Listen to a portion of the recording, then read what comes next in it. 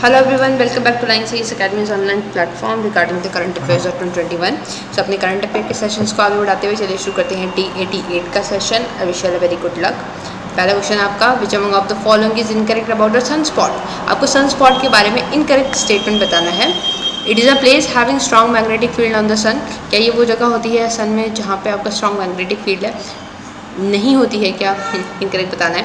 It is a cooler area on the surface of the earth. It is the hottest area on the surface of the earth, या फिर none of the above. तो इसमें से आपको गलत statement बताना है सन स्पॉट के बारे में। आई होप आप लोगों ने करंट अफेयर्स में से कवर किया होगा, तो आपको बिल्कुल पता होगा सन स्पॉट किस चीज़ के बारे में बात करता है। आपका आंसर होगा सी। तो ये आपका गलत है इसके बारे में, ठीक। तो बाकी दो स्टेटमेंट आपके ठीक है कि it is a cooler area on the surface of the earth. And क्योंकि ये आपका इसलिए होता है क्योंकि जैसे ये आपका सन है तो ये सन के सर्फेस पे होगा जो इस तरीके से। यहाँ पे आपका मैग्नेटिक फील्ड बहुत स्ट्रॉन्ग होता है, और यहाँ पे आपका मैग्नेटिक फील्ड इतना स्ट्रॉन्ग होता है कि जो आपकी आपकी जो वेव्स होती हैं आपकी जो सन से निकलने वाली, वो भी यहाँ पे आपके सस्टेन नहीं कर पाती है और वो कोलैप्स हो जाते हैं, जिस वजह से बहुत ही कूलेस्ट, ये बहुत कूल प्लेस होता है। नॉट कूलेस्ट बट ये कूल प्लेस होता है सन के सरफेस पे। विच among of the following was not a party in the east terminal container project. इनमें से कौन नहीं है था पार्टी, क्योंकि कैंसिल हो चुका है, ठीक है। बट क्योंकि ये न्यूज़ का पार्ट था और ये हमारा नेबरहुड में भी आपका ये इम्पॉर्टेंट हो जाता है। किस तरीके से आपकी जो पॉलिसीज़ हैं इंटरनेशनल रिलेशन में हमारी पॉलिसीज़ हैं उसके लिए इम्पॉर्टेंट है। तो पहला है आपका श्रीलंका, दूसरा इंडिया, तीसरा Japan and the last is none of the above. कौन नहीं था इसमें से पार्टी? सो आपका ऑप्शन होगा, आंसर होगा डी, विच मीन्स आपका इनमें से सब हैं। क्योंकि नहीं पूछा था तो नन ऑफ द अबव होगा, क्योंकि उसमें से सारे ही ऊपर वाले थे। तो श्रीलंका भी है, इंडिया भी है, जापान भी नहीं। बेसिकली ये आपका कोलंबो पोर्ट में होने वाला एक प्रोजेक्ट था, ईस्ट टर्मिनल कंटेनर प्रोजेक्ट, जो कि आपका कोलंबो पोर्ट में होना था श्रीलंका में। और इसमें जो दो आपकी और पार्टीज़ थी वो थी आपकी इंडिया एंड जापान। अब ये क्योंकि ये दोनों पार्टीज़ थी, बट क्योंकि श्रीलंका ने इससे आपका स्टेप बैक कर दिया है, ठीक। और उनके ये रीज़न्स है कि लाइक उनके उधर प्रोटेस्ट हो रहा है इससे रिलेटेड, सो इसीलिए आपका कैंसिल हो चुका है। बट स्टिल हमें पता होना चाहिए किस चीज़ से रिलेट कर रहा है। Anti 31 of dash list deals with the post, telegraph, telephones, wireless, broadcasting and other like forms of communication. आपको बताना है कि 31 एंट्री जो है, सिंपल सी बात आपको बताना है यूनियन स्टेट कंकरेंट में से कौन कौन इसमें आता है। मतलब ये किस में आता है? टेलीफोन, वायरलेस, टेलीग्राफ, ये सब किस में आता है? यूनियन में आता है, स्टेट में आता है, कंकरेंट में आता है, रेसिडुअरी में आता है। और आपका आंसर होगा ए, यूनियन में। तो आपका जो एंटी 31 है यूनियन लिस्ट की, उसमें आपका पोस्ट के बारे में बात करी गई है, टेलीग्राफ, टेलीफोन्स, वायरलेस, ब्रॉडकास्टिंग, इनके बारे में बात करी गई है। देखिए आपको ये इंपॉर्टेंट नहीं है कि ये याद रखें कि 31 है कि 34 है कि क्या है, बट आपको पता होना चाहिए कि टेलीग्राफ, टेलीफोन, क्योंकि आपका कम्युनिकेशन के फॉर्म्स हैं, इसलिए ये आपका यूनियन में आता है, ये इंपॉर्टेंट है। Which among of the following is are correct? The International Association of Insurance Supervisor is a voluntary membership organization of insurance supervisor from over 190 jurisdictions constituting 97 of the world's insurance premiums. It is the international standard setting body for the insurance sector. और आपके option है A only, B only, both है ना, और आपका answer होगा both, दोनों statement सही हैं। सो पहला स्टेटमेंट कि ये आपका एक वॉलंटरी मेंबरशिप है, बिल्कुल ठीक ऑर्गेनाइजेशन है। इसमें 190 से ज़्यादा जुरिस्डिक्शन है, बिल्कुल ठीक है। 97 ये % जो है वर्ल्ड का इंश्योरेंस प्रीमियम कवर करता है, और एक तरीके से स्टैंडर्ड सेटिंग बॉडी भी है इंश्योरेंस सेक्टर के लिए।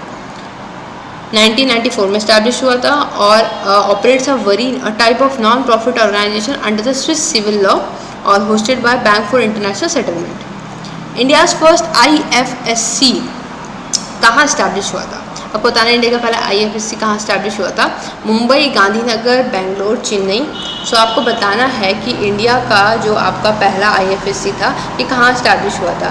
I know it's quite easy, क्योंकि पहला है और ये सबको पता ही होगा, क्योंकि उस टाइम काफ़ी न्यूज़ का पार्ट भी था ये, ठीक।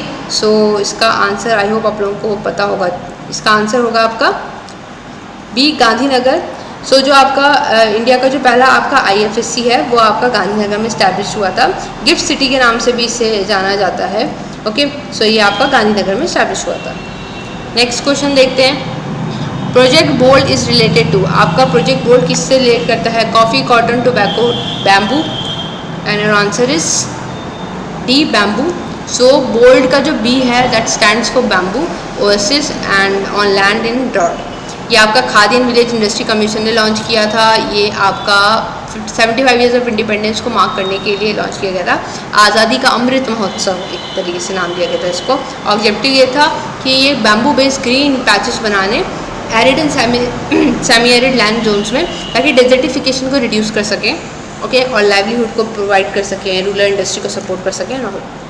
बैम्बू जो है उसको इतनी इंपॉर्टेंस क्यों है यहाँ पे, क्योंकि बैम्बू बहुत जल्दी ग्रो करता है ना। In about 3 year times they could be harvested. और ये also known for conserving water and reducing evaporation of water from the land surface, which is important feature in arid and drought prone regions, क्योंकि ये आपका water conservation में help करता है, इसलिए drought prone regions में इसकी बहुत इंपॉर्टेंस बढ़ जाती है। अब यहाँ पे एक बहुत इंपॉर्टेंट कमीशन का नाम हमें सुनने को मिलता है, khadi and village industries commission, जो कि आपकी स्टैट्यूटरी बॉडी है। ये आपका इस्टेब्लिश हुआ था 1956 के एक्ट के थ्रू। इसको charge with the planning, promotion, organisation और implementation programme for the development of khadi and other village industries, और ये आपका MSME के अंदर फंक्शन करती है। चन्नापटना टॉयज़, इसका प्रोनाउंसिएशन कुछ और होगा बट मैं ये बोल पाऊँगी। आर रिलेटेड, आपको बता रहे हैं टॉयज़ कौन से स्टेट से रिलेट करते हैं, आंध्र प्रदेश, कर्नाटका, तमिलनाडु, केरला। तो कौन से स्टेट से रिलेट करते हैं ये, बेसिकली ये GI टैग्ड आपके टॉयज़ हैं, ठीक है। सो आपको बताना है कि कौन से स्टेट के हैं ये, और आपका आंसर होगा बी। सो ये हैं आपके, ये दिखते हैं वो बहुत क्यूट से। सो ये आपके जो होंगे ये आपके कर्नाटका स्टेट के बिलोंग करते हैं। रिसोर्स सेट 2, 2A, कैट्रोसेट 1 आदि अर्थ ऑब्जर्वेशन सैटेलाइट लॉन्च पाए, किसने लॉन्च किया इसे, ISRO, NASA, European space agency, Japan की स्पेस एजेंसी, किसने किया है इसे, और आपका आंसर होगा इसका ए, नासा ने, सॉरी इसरो ने किया है। सो क्योंकि ये आपका न्यूज़ में था EOS 03, ये अर्थ ऑब्जर्वेशन सैटेलाइट है, ठीक है। लास्ट ईयर इसरो ने आपका EOS 0O आपका लॉन्च किया था, which is nothing but a radar imaging satellite that will work together with RISAT 2B and RISAT 2BR1। Application क्या है, real time monitoring natural disasters को देखेंगे, है ना। तो और ये imaging the whole country 4 times daily, तो इससे हेल्प ज़्यादा मिलेगी। एडवांटेज क्या है radar imaging over optical instrument, क्यों हम रडार इमेजिंग वाले इंस्ट्रूमेंट्स का यूज़ कर रहे हैं, क्योंकि आपकी वेदर से अफेक्ट नहीं होंगे, क्लाउड से अफेक्ट नहीं होंगे, फॉग से अफेक्ट नहीं होंगे, है ना ही ये लैक ऑफ सनलाइट से अफेक्ट होंगे, और हाई क्वालिटी इमेज प्रोड्यूस कर सकते हैं सारी कंडीशंस में।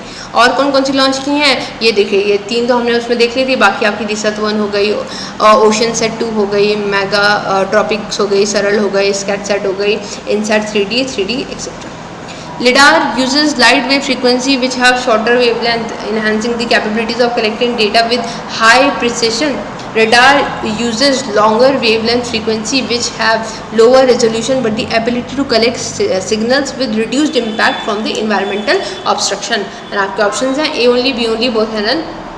I know it's a bit typical, थोड़ा साइंटिफिक लैंग्वेज है, बट आप उसको 2 से 3 बार पढ़ेंगे तो आपको समझ आ जाएगा। पहले ये बोला कि लिडार का मतलब, लिडार आपका लाइट वेव फ्रिक्वेंसी को यूज़ करता है जहाँ पे आपकी शॉर्टर वेवलेंथ का यूज़ किया जाएगा ताकि वो कैपेबिलिटी को एनहांस कर सके डेटा कलेक्शन की। रडार जो होगा यहाँ पे लॉन्गर माइक्रोवेव फ्रिक्वेंसीज का यूज़ किया जाएगा, तो आपका आंसर होगा बोथ, दोनों ठीक है। रडार की फुल फॉर्म होती है radio detection and ranging, lidar की होती है light detection and ranging. Difference ये है वेवलेंथ का डिफरेंस होता है, डाइवर्जेंस ऑफ सिंगल बीम का डिफरेंस होता है। लिडार जो होता है ये लाइट बीम आपकी यहाँ पे मिनिमम डाइवर्जेंस देखने आपको मिलेगा लॉन्ग डिस्टेंस में, लेकिन आपका रडार में क्या होगा, कोन शेप्ड सिग्नल फैनिंग होगा from the source. Both collected distance by comparing the time it takes out going pulse. Not important ये कि लिडार जो है आपका, ये आपका लाइट वेव फ्रिक्वेंसीज को यूज़ करता है जहाँ पे शॉर्ट वेवलेंथ का यूज़ किया जाता है, रडार में आपका लॉन्गर माइक्रोवेव फ्रिक्वेंसीज का यूज़ किया जाता है। Radar and lidar signal both travel at the speed of light.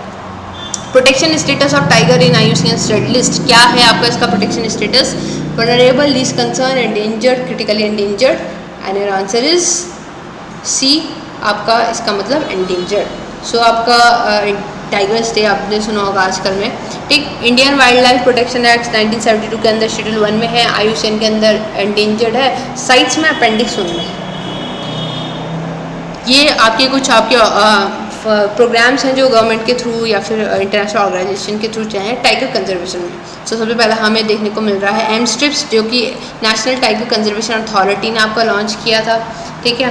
दूसरा पीटर्सबर्ग टाइगर समिट 2010 में हुआ था, जहाँ के 13 टाइगर रेंज कंट्रीज़ को यहाँ पे करा गया था ताकि वो अपने नंबर को डबल करे। याद करिए कि इंडिया ने अपना टारगेट ऑलरेडी अचीव कर दिया है टाइम से पहले। ग्लोबल टाइगर इनिशिएटिव ये वर्ल्ड बैंक का प्रोग्राम है। फिर उसके बाद आपको ग्लोबल टाइगर इनिशिएटिव काउंसिल भी देखने को मिल रही है, जिसके अंदर 2 फोरम रखे गए, एक टाइगर के लिए, एक स्नो लेपर्ड के लिए। प्रोजेक्ट टाइगर आपका 1973 में बहुत पहले लॉन्च हो चुका था।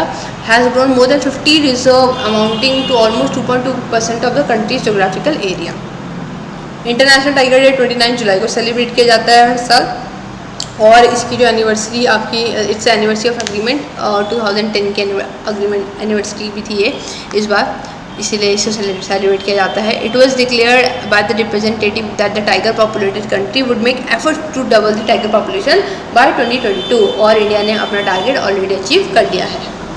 As per World Wild Fund for Nature, the number of tiger dropped by 95% over the last 150 years.